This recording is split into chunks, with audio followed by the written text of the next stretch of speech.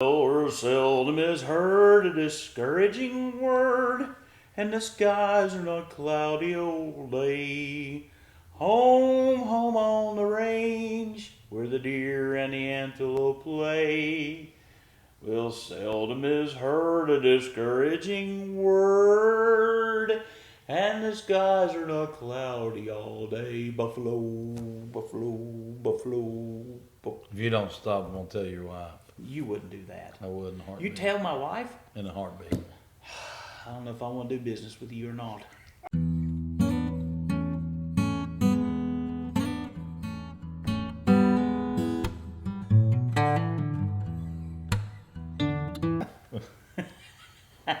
Hello, how y'all doing? Hello, Coin shop everybody. people. Glad that you've joined us here at London Coin and Collectables.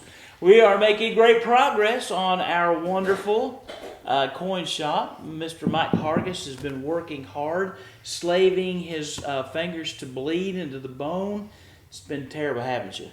Well, it makes it sound like I'm important. But Praying a lot. How about that? We've been praying a lot. Praying a lot. Very excited to be with Brother Mike. I've got some exciting news. The coin shop has only been open for a little over 2 weeks, and business has been awesome. Yes. I mean, the response from you that have seen us on YouTube, those that have seen us on Facebook, those that have taken part in just coming and seeing us down at the flea market, so appreciate that. This is awesome. When I say us, I really mean Mike, because Mike's the one who's been doing all the heavy lifting and the load working and stuff. But here we are. You want to say anything about LondonCoinBuyer@gmail.com? Yeah, if you guys need anything, if you're needing appraisals or if you got specific coins that you're looking for, please don't hesitate to send me an email. Of course, my phone number is 606-401-7025. And also, I just want to reiterate what Keaton's been saying is how much we really appreciate you all. We've not been in business, but just a little over a couple of weeks, and the response has been fantastic. I love answering as many questions as I can on Newsmatics. If I can't, we look it up and find out. But I really am very thankful for the response, and I'm very excited about when the brick and mortar stores actually open, about getting to actually see more people in person. That's correct.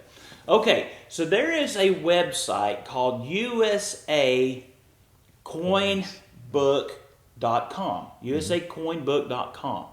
And it is a fantastic website. And if you would like to see some of the coins that Mike has listed, I think right now on USA Coin Book, there's about 8, but there'll be a whole lot more on there. But if you'll just go to the search bar and type in Mike Hargis, all one word, okay, MikeHargis. Don't put a space in there, but just put that in there and hit that And not search Mark. bar. Not Mark. Did I say Mark? No, I'm just saying. Mike Hargis. Don't do that to me. I was like, wait a minute, I called him Mark. You're making your mark, yeah. Mike Hargis, yeah, the inside joke.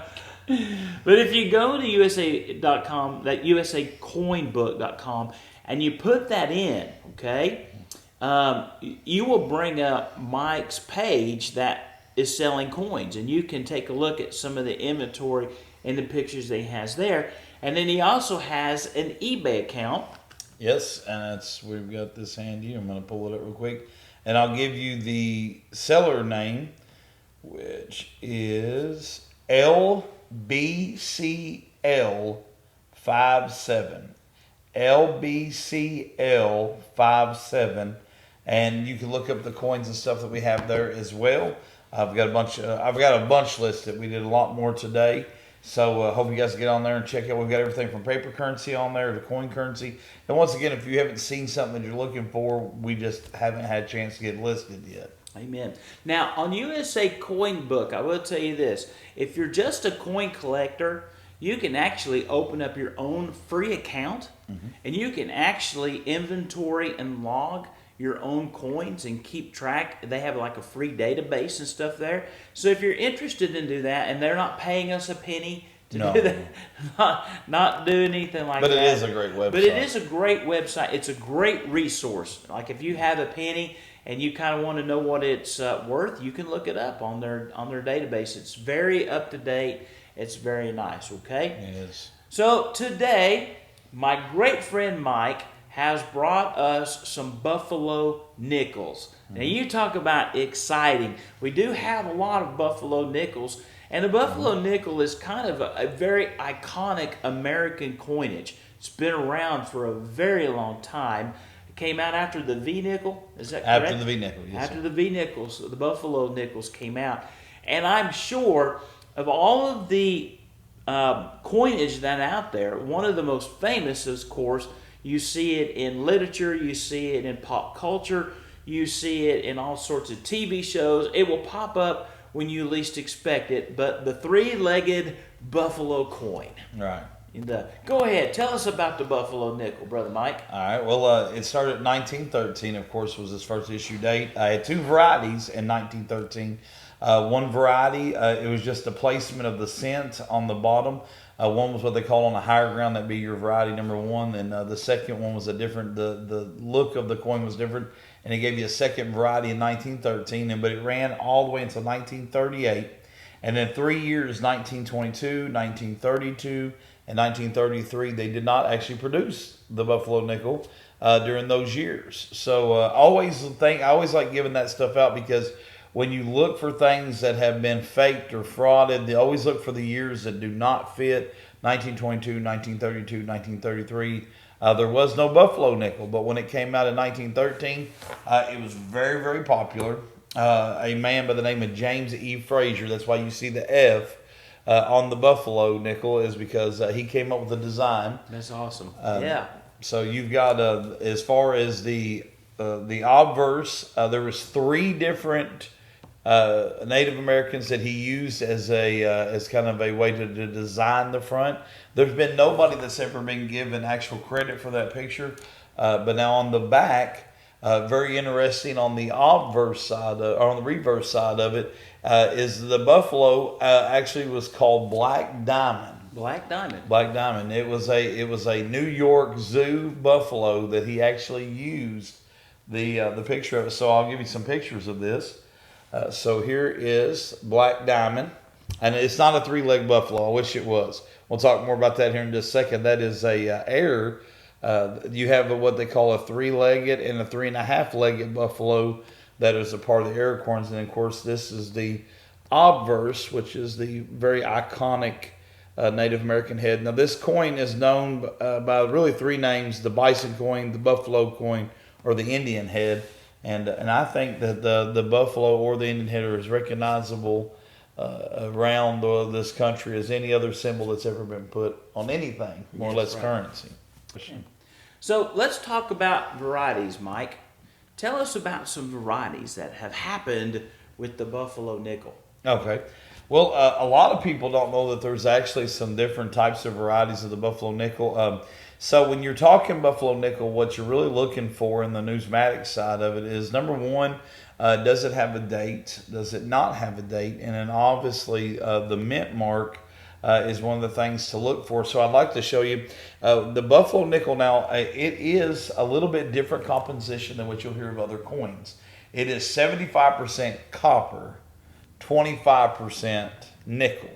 So when you have something that has that much copper in it, you have a very soft coin. So what you'll have a lot of times when you first start talking about the different types is you see the date on the 1937 here, and actually 1935, 36, 37, you'll see a lot of them. But I thought I would show you all today the 1927 here. And then if you look right below the 1927, there's the F, of course, for Mr. Frazier. And then on the back of the buffalo here, if you look down where it says 5 cents at the very bottom, this one has a D for Denver. So some of your varieties, you have, of course, the Philadelphia, which does not have a mint mark at all. Then you have the Denver, which is the D mint mark. And then you have S for San Francisco. Now, some of the other varieties from 1913 to 1916, you had the matted coin. And the matte coins were just given a whole different look to them. Of course, now they're sought after, they're looked after. I have not myself personally ever had a verified matte coin in my hand, but it is a great variety that anytime you look up matte coins, it is the different finish that's on the coin. But these are very, very, very soft coins. In fact, if you've ever pulled up your grandpa's coin collection, or ever got out your own coin collection, and you'll look at all the dates on different coins, and then you get to the Buffalo, and you're like, why does the Buffalo not have a date on it? Why is there so many? Well, because the composition is so soft. But I'll throw this in, and I'm not trying to give you too much at one time, but they do make what's called a Nicodate. And that is a solution that we would sell here as a numismatic dealer. And what you can do with the Nicodate is you can actually put that on the Buffalo coin, on a smooth coin, has no date or mint mark. If you put it in that area, it will pull the date out. Neat. The acid eats it down. Would that be considered a clean coin at that point? It would be a clean coin. It would not be a damaged coin, but it would be a clean coin. So if you've got just a standard 1937D, you have lessened the value of it because it's kind of a standard coin. But hey, you get in there and you start hitting you some of those big mint marks that were down in the 300,000 or 400,000. No one cares if it's clean then, because it's worth so much for just finding the date. Just finding the date. How about that? And then I guess another thing to talk about as far as different varieties. Of course, you got the 3.5 leg Buffalo, and they're still finding. You've talked about this before, when they think they've got all the different varieties, and all of a sudden they have all these new discoveries all the time. So we're still unsure about how many dates have a 3.5 leg or a 3 leg Buffalo. And anytime you find an error like that on the mint, it always raises the value. And then I brought something kind of cool today that a lot of people do not know exists, but for die-hard nickel collectors, especially the Buffalo nickel, this here is called the Hobo Nickle. And let me see what mint mark it has. So this is actually, and these bring a good mint. I'm going to show you the obverse first of the Hobo Nickle. And you see right here where it has been taken and is made into a skull design. And this is a legitimate 1936 San Francisco. So this became very popular among collectors. The Buffalo has been the what they call the Hobo design on the Buffalo has been one of the most popular of the ones that the artists have rendered. Now I will tell you that some people do not like the fact they've done it on the dollar or and other coins, but it really is popular around the nickel collectors. So what was the idea behind doing a Hobo Nickel or a skull on the Buffalo Nickel? It was literally the artists, these different varieties of artists felt like that because of the composition being so much copper, that they could manipulate the picture without actually destroying the coin. Oh. So they were able to graph in and change literally. I mean, it's all the same designs, but what they were able to do because of the soft texture of the coin, they were able to bring out the things that they wanted to. So when you compare them, they take the nose off, they press the eye deeper, and then they just kind of stretch what they need. I mean, I think it's pretty neat that this is something that people do collect. And if you're a nickel collector out there and you say, I didn't even know they were out there, well, this gives you something else to kind of look for, because you can get different mint dates, because they are actually the Buffalo Nickel. They're the actual real dates. So give you kind of look. The Indian head was pressed on, and then the artist took that one and created the Hobo Nickel from that? From that, yes. Okay. Yeah, from the actual nickel, they created the Hobo Nickel. That is really interesting. Yeah, a lot of people don't even know that's a variety that's out there on the Buffalo Nickel. Either. How about that? What would a Hobo Nickel bring just in a fine state?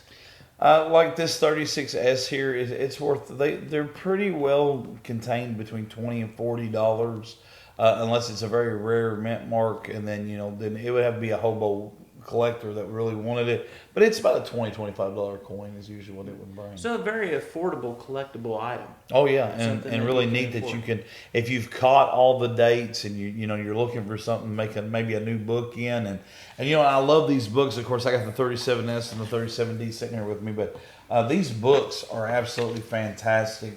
If you have never started making a book, I recommend the Buffalo Nickel, and I'm going to tell you why I recommend starting with the Buffalo Nickel is because there's just so many of them out there. And these make fantastic collections. And if you can find them complete, if you know somebody that collects these nickels and stuff, these are great gifts. They're always great gifts if you can find a complete book. Fantastic. Okay. So the composition of the buffalo nickel, because of the copper and the softness, what is the likelihood to find like an MS63 or plus? Hard, very hard. So if you had one, it would be super valuable. Super valuable. Actually, we happen to have a book here with us just to give you an idea. You could pretty much pick any random date, but if you found, let's actually go kind of newer. If you were to find like a 1923 and an MS60, you're looking at a $65 nickel. 23S, looking at $650 nickel. If you start going back now, pre-1920, anything in the MS60 state is going to be anywhere from $700 to, I think the highest one is around $2,000. So any nickel in MS state pre-1920, you've got something very special. So if you have a 1920 proof set from the mint sitting in your closet or your safe somewhere, call Mike. Yeah, because the 20D and the 20S are both $700 coins. Yeah, because you might have a real treasure sitting right there. Oh yeah, I guarantee you. If you got that mint set, you are good to go. You've got something very special. Yeah. Not bad to have a 5-cent piece worth $700. Yeah, and you know what's always amazing to me is that somebody's relative for a long time ago got some, because I see it all the time. And there's that one relative out there that took that nickel and said, you know what I'm going to do? I'm going to put this in a plastic bag and I'm going to put this in my coin collection. I'm going to leave it alone for about 50 years and see what happens. And then somebody today gets to open it up and have a jewel like that. So, yes, if you got anything in the mint states, while we're on the topic of it, I think this is very interesting. And I'm going to make sure this book actually, yes, it does. So to give you, so to answer that question with some real in-depth things, on an EF40 on most coins, an extra fine coin, you're looking for strong detail, very little pocket wear. You don't want to see the hair rubbed. You don't want to see the letters with any rub on an extra fine on most coins. But on an Indian head, just to show you, it says horn lightly worn. So in other words, on the buffalo, on the back, you can have the horns gone. Just lightly rubbed, so you've got just enough of the image, and you still fall in an extra fine state. To get all the way up until like about uncirculated, it's just traces of light wear on the high points of the design, and half of the mint has a luster present. So you don't even have to have a lustered coin; it just has half luster, which is unheard of. Because about uncirculated, what you look in other coins is you want this thing to be so close to uncirculated that someone put it up, even though it may have came from a bank. We use that UC not very lightly, because if something's truly uncirculated, it never exchanged pockets. It went from the mint state to a collector or to a mint set and was put up. But just to get an AU in this, it just has to have half the luster on it. That's true. Yeah. So that's pretty amazing. Now, from my research, tell me if you agree with this or not. But from what I understand, nickels, especially American nickels, have been some of the least collected of the coinage. Some of the least popular that has been collected. Mm-hmm. So, because of that, there are still a lot of coins out there in a lot of graded conditions that you can find. Oh, yeah. And is there any other coinage other than the wheat pennies that have more errors in the coinage that makes them valuable? Well, when you start talking nickels, of course, then you've got the buffalo, a three-legged buffalo. Don't you even have some that are missing like feathers on the head? Oh yeah, you've got some different ones, and I'll go through those real quick. So the 1916. So when you hear DDO, which is a double die obverse, the 1916 double die obverse, which is still out there, the G4. Now, when I say G4, that means that you can probably have to nick-a-date the date. You can barely see the image of the buffalo, but just in a G4 state, that coin is worth $4,500. If you was to be blessed enough to find it in a very fine state, you're looking at around $12,000. Now you say, well, now double dies, how rare are they? Well, the problem is that when back in the day of 1916, if they were to have one double die, I don't know if it gives me a mint count, it doesn't, but if they were to have a double die, there was a chance in 1916 that a lot of double dies got out because they weren't as strict back then when they were watching the mints. Now, let me interject for some of our newer viewers. We have a lot of people that watch us that aren't into coin collecting. This is kind of new to them. When you say double die, what does that define as? As a double die, you're looking for doubling. It looks like the coin has been pressed and then was pressed again, and you'll see on the serifs. So I'll use on this reverse where you see United States of America. What you'll be looking at when you look at the lettering, you're actually looking for extra edges on it. If you're going to look at a double die on the face, of course, the hobo will be a little bit harder to see. But what you would be looking for is on some coins they have extra nostrils. They have extra. The head looks like it may have two parts to the forehead. So, and these were very soft. So if this coin got off on the strike, it was almost guaranteed to be a double die because it was just such a soft coin. Even if they barely pressed and they went back and fixed it and pressed again, by the time the punch it would go through, you would get a double die. And then on the back, what you would have is the mint errors would leave off the legs because this was such a soft coin that when they were running it, it may not hit very hard or the die itself would get wore down. And when it would hit, it would still imprint, but it wouldn't give the full image. And just to give, because I do believe that a lot of people think that there's not much value in the nickel.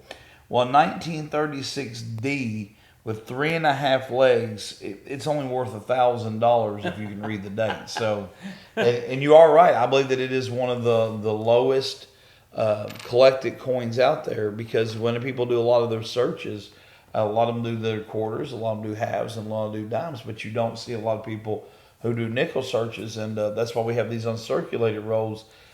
There's been many good Buffalo nickels that have been found in uncirculated rolls. Fantastic.